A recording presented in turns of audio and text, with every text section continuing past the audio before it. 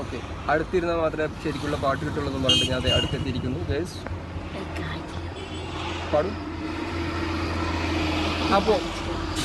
അപ്പോൾ ഞാൻ എന്നും ഒരു കുഞ്ഞാങ്ങളായിരിക്കും എല്ലാവരോടും പറഞ്ഞു കൊടുത്ത്.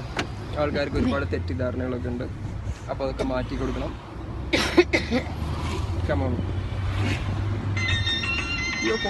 റിസോർട്ടിലേക്ക് ചായ കുടിക്കാൻ പോവാണ്. ഒരുപാട് ദിവസമായിട്ട് ആഗ്രഹമുണ്ട് ചായ കുടിച്ചിട്ട് നമുക്ക് തുടങ്ങാം. ഒരുപാട് കാലത്ത് ആഗ്രഹം ഈ ബസ് ഹോട്ടലിൽ കയറുന്നുണ്ട്. സോ ഇങ്ങനെ ഇരിക്കുമ്പോ നമുക്കൊരു ഇത് കിട്ടും. മറ്റേതാവുമ്പോ നമ്മളെന്താ വെച്ചിട്ട് അതാ ഞാൻ എന്നോട് പറയണത്. ഓക്കെ, അപ്പോൾ നമ്മളെപ്പോഴും ഒരു ജ്യേഷ്ഠൻ അനിയത്തി അല്ല പെങ്ങൾ അനിയത്തി ആയിരിക്കും അല്ലേ? അതെ, എൻ്റെ ആരാണ്? എൻ്റെ അനിയത്തി. അതെ അതെ, എൻ്റെ കുഞ്ഞനിയനും കുഞ്ഞനിയത്തിയും.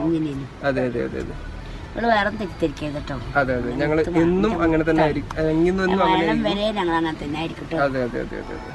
പക്ഷേ ചില സമയത്ത് താത്താടെ സ്വഭാവം മാറുമ്പോ തന്നെ പേടിയാവുകയാണ്. എന്താണ് നാളെ എന്നെ കുറിച്ച് വിളിച്ചു പറയാന്നുള്ള.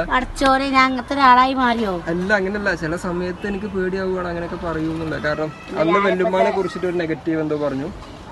Y not me? എന്നെ കുറിച്ച് എന്തുകൊണ്ട് പറയില്ല എന്നുള്ളൊരു പേടിയുണ്ട്. ഒന്നും ഞാൻ പറയില്ല. എന്റെ മുത്താണ്, എന്റെ മാണിക്ക് കല്യാണം. അതെ അതെ അതെ അതെ.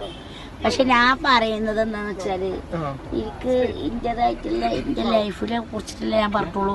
ഇതിനെ കുറിച്ച് എന്തെങ്കിലും പറയുന്നാല് ഇല്ല. ചില സമയത്ത് നിങ്ങൾക്ക് ആരെങ്കിലും ഫോൺ വിളിച്ചിട്ട് പറയണ്ടോ അവരെ കുറിച്ച് പറയും ഇവനെ കുറിച്ച് പറയുന്ന പറഞ്ഞിട്ട് പറയിപ്പിക്കുന്നുണ്ടോ ആരെങ്കിലും? ഇല്ലല്ലോ ഇല്ലല്ലോ. Okay, Tata bye bye.